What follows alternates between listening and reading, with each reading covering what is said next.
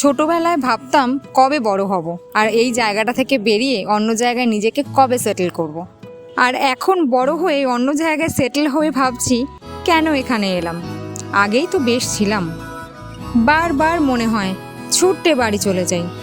যতই বাইরে থাকি না কেন, যতই মডার্ন এডুকেটেড মানুষজনদের সাথে মিশি না কেন, নিজের এলাকার থেকে কমফোর্ট প্লেস আর কিচ্ছু হতে পারে না।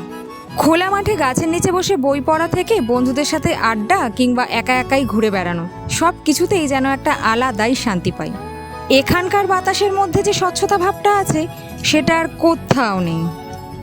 এই জায়গাতে জড়িয়ে আছে আমার আবেগ, আমার ভালোবাসা আর ছোটবেলার ফেলে রাখা অজস্র স্মৃতি।